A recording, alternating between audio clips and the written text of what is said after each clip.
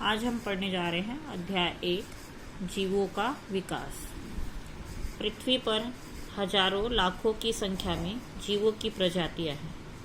इनमें से कुछ जीवों से हम सभी परिचित हैं, कुछ के बारे में हमने सिर्फ सुना है। कुछ ऐसे जीव हैं जो विलुप्त हो गए हैं, उनके अवशेष या जीवाश्म से ही उनके होने की पुष्टि होती है। इन्हीं में से एक है डायनासोर।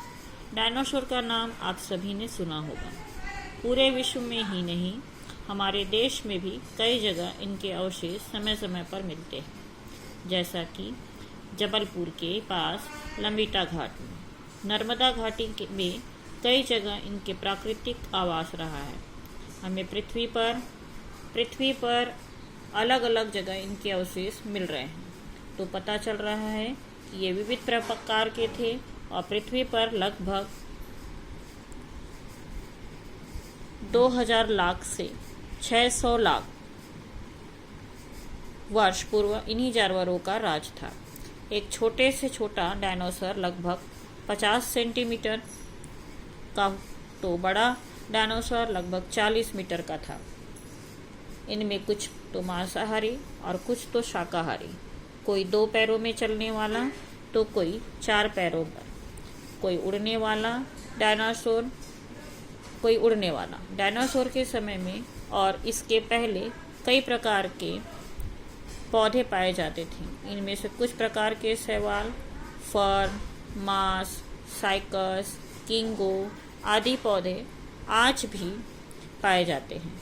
यही नहीं, चूहे जैसे स्तनधारी प्राणी भी तब भी थे और तिलचट्टा काकरोच भी। आज के पक्षियों को तो डायनासोर का छोटा रूप ही माना जाता है। इस प्रकार ये सूची जो है वो बहुत लंबी होती है।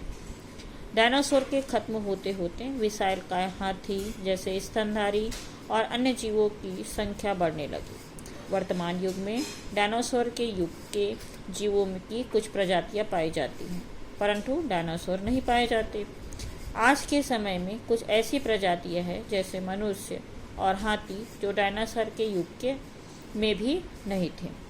जरा सोचिए, हम सोचते हैं कि ऐसा कैसे हुआ होगा, कैसे नए जीव बने होंगे और जीवों में परिवर्तन कैसे आया होगा। अब हम पढ़ते हैं जीवों के विकास में आवास और उनका प्रभाव। हमने पिछली कक्षा 9वीं क्लास में हम पढ़े थे प्राकृतवास अध्याय। किसी भी जीवों के विकास में उनकी बुनियादी जरूरतों की पूर्ति होती है, अर्थात भोजन, प्रजनन एवं सुरक्षा। ये सभी जरूरत उनको अपने आवास में मिल जाती है। आवास में पर्याप्त संसाधन की उपस्थिति होने से उनकी संख्या में क्या होती है, वृद्धि होती है। हम यह भी देखते हैं कि कुछ प्रजातियों की संख्या बहुत बढ़ रही है तो कुछ की तेजी से घट भी रही है। हमारे देश में बाघों की संख्या भी इतनी कम हो चुकी है कि बाघों की प्रजातियां लुप्त होने की कगार में हैं। ऐसे ही बाज, सोनचुरैया तथा कई अन्य जीवों के साथ भी है। ठीक इसके विपरीत मनुष्य की संख्या इससे ज़्यादा है कि मनुष्य के आवास में संसाधनों की कमी होने लगी है। तो हम ये देखते हैं कि यदि कोई जीवों को उनके आवास में भोजन और जो भी उसके ज़रूरत की चीज़ें होती है, यदि वो उसको आसानी से उपलब्ध हो जाती है तो वो उसकी संख्या में क्या होने लग जाती है, वृद्धि होने लग जाती है। यानी प्रजातियों की संख्या जो है वो तेज़ी से बढ़ने लगती है ना। और कभी हम ये देखते हैं कि यदि उनको उनके आवास में उनकी ज़रूरतों के मुताबिक कोई भी चीज़ें उनको उपलब्ध नहीं हो पाते तो उनकी संख्या तेज़ी से क्या होने लगती है, घटने लगती है।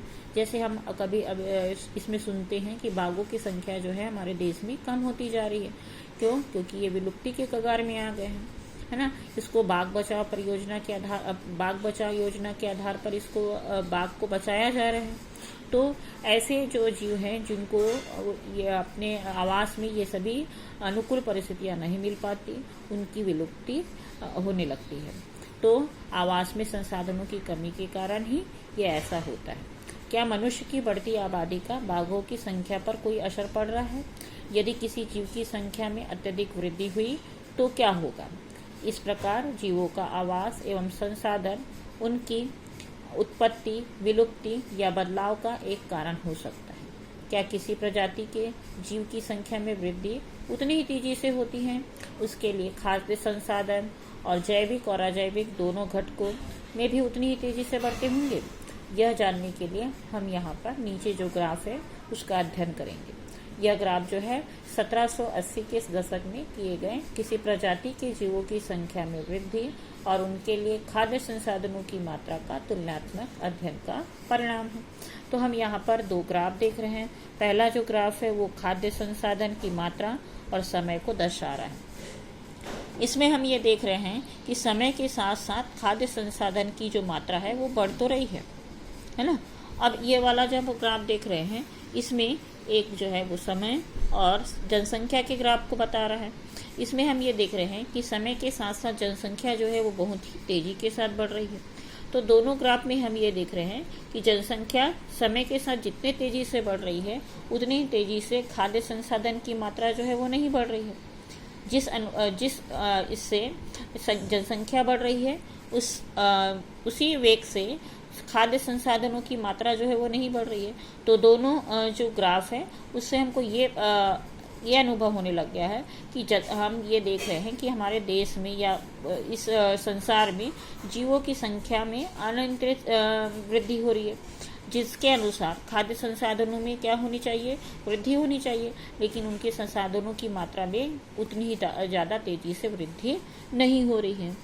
तो क्या खाद्य संसाधन और जनसंख्या की वृद्धि की दर एक समान है? इनमें से किसके बढ़ने की दर ज़्यादा तेज है?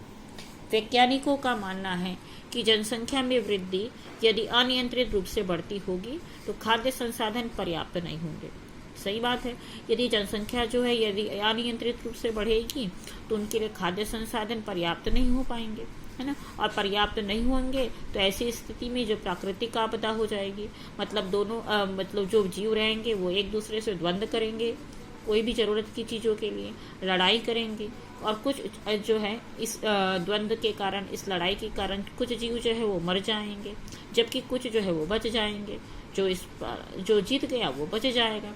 इस तरह जीवों की संख्या में वृद्धि जो है वो नियंत्रित हो जाएगी, है ना। तो वैज्ञानिकों का ये मानना है कि जनसंख्या में यदि अनियंत्रित रूप से बढ़ोतरी होगी तो खाद्य संसाधन पर्याप्त नहीं होंगे, और पर्याप्त नहीं होंगे तो द्वंद्व होगा, और द्वंद्व होगा तो कुछ जो है मरेंगे, और मरेंगे तो जनसंख्या वृद्धि में क्या हो जाएगा, नियंत्रण हो जाएगा। तो क्या जो जीव बच जाते हैं उनमें कुछ विशेषताएं होती हैं? क्या जीवों पर प्रकृति का कोई असर पड़ता है? क्या डायनासोर की विलुप्ति के पीछे भी ऐसा ही क्या कारण रहा होगा? हाँ, ये इस सभी का कारण भी ऐसा ही कुछ रहा होगा। कई वैज्ञानिक इसी दिशा में सोच रहे थे। साथ ही उनके आगे कई सवाल थे, जैसे प्रकृति में जीवों की उत्पत्ति कैसे हुई होगी? क्या सभी जीव पृथ्वी पर उनके वर्तमान रूप में कहीं से डाल दिए गए, मतलब जादू हो गया है? या प्रकृति पर जो जीव बच जाते हैं उनमें बदलाव आता है, या वे विलुप्त हो गए हैं? जैसा हमने पिछली कक्षा में पढ़ा था कि कोशिकाएं जो है वो अपनी पूर्ववर्ती कोशिकाओं से उत्पन्न होती है। हम पिछली कक्षा में पढ़े हैं कि कोशिकाएं जो है अपनी पहले मौजूद कोशिकाओं से उत्पन्न होती है और इन्हीं कोशिकाओं से बहुकोशिकीय जीव बनते हैं। इसी समय से कुछ उल्लेखनीय वैज्ञानिकों में चार्ल्स डार्विन और अल्फ्रेड रसेल वेलेस जो थे, जिन्होंने जीवों की उत्पत्ति के बारे में अपने व्यापक अध्ययन के आधार पर सिद्धांत दिए। आइए हम डार्विन के अध्ययन व अनुभव को समझें। डार्विन का सफर और डार्विन का अनुभव। डार्विन जानो नाम के वैज्ञानिक थे। वो बीगल जहाज में कई महाद्वीप और महासागरों का क्या किया था, सफ़र किया था। वहाँ के जीव जंतुओं के बारे में, उनके रहन सहन के बारे में, उनके पारिस्थितिक तंत्र के बारे में, ये सब अध्ययन करने के लिए उन्होंने बीगर का सफ़र किया था। बचपन से ही डार्विन प्राकृतिक परिघटनाओं एवं प्राणियों के आवास, व्यवहार आदि के संबंध में रुचि रखते थे और अपने आसपास से उनके विषय में जानकारी जुटाने लगे थे। उन्होंने आज से लगभग 200 वर्ष पूर्व जीवों की विविधता एवं इस पर प्रकृति के प्रभाव से संबंधित जो अध्ययन किए, उससे वैज्ञानिक तथा सामाजिक सोच में व्यापक परिवर्तन आया। सन 1831 में डार्विन को इंग्लैंड से दक्षिण अमेरिका होते हुए पृथ्वी पर कई महाद्वीपों की सैर करने का मौका मिला। डार्विन को कप्तान के साथी के रूप में HMS बीगल नामक जहाज में अन्वेषी यात्रा करनी थी। मतलब वो यात्रा के लिए निकले थे और उनको यात्रा करनी थी, जिसमें एक नक्शा तैयार हुआ, इलाकों की खनिज संपदा और जैव विविधता का अध्ययन इत्यादि करना था। जहाज में रहने अध्ययन करने के लिए कक्ष के अलावा एक अच्छा पुस्तकालय भी था। बीगल का जो सफ़र है 27 सितंबर 1831 से शुरू होकर 2 अक्टूबर 1836 में ख़त्म हुआ। लगभग इसको पूरे सफ़र को लगभग 5 वर्ष हुए। तब उसने अपने अवलोकन निकाला और डार्विन का जो अवलोकन था उसमें हम ये देखते हैं कि उसमें क्या क्या अवलोकन किया। तो बीगल के सफ़र के दौरान डार्विन ने कुछ महत्वपूर्ण अवलोकन इस प्रकार है। इनमें से उन्हें जीवों के विकास का सिद्धांत प्रतिपादित करने में मदद मिली।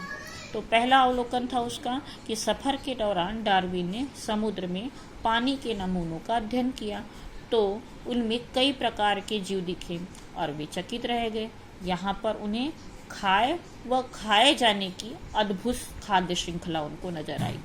ऐसा ही उन्हें दक्षिण अमेरिका के जंगलों व पहाड़ों पर तरह तरह के जीवों के बीच में दिखाई दिया। उनके मन में आता रहा, हर तरफ संघर्ष है, मरो या मारो, जो बच सकता है वही बच सकता है। शायद भौगोलिक ज़रूरतों के अनुसार जो ढल गया वही जीव बच जाता है। मतलब जब उन्होंने समुद्र के पानी का नमूना लिया, ठीक है, पहाड़ों पर रहने वाले जीवों के बीच में उन्होंने, जंगलों के बीच में, वहाँ पर जीवों के बीच जो देखा उन्होंने, तो उनको ये, उनके मन में ये आया कि हर तरफ जो है किसी न किसी चीज़ के लिए क्या हो रहा है, संघर्ष हो रहा है ना। कोई एक दूसरे को मार रहा है या तो मर रहा है, जो बच जा रहा है वो बच जा रहा है ना, और जो बच गया वो अपने को उस प्रकृति के अनुसार से, मतलब उस पर्यावरण के अनुसार से अपने आप को क्या कर रहा है, ढल जा रहा है, और जो ढल जा रहा है वो जीव क्या हो जाता है, बच जाता है। आगे का जो अवलोकन है अगली क्लास में हम लोग पढ़ेंगे।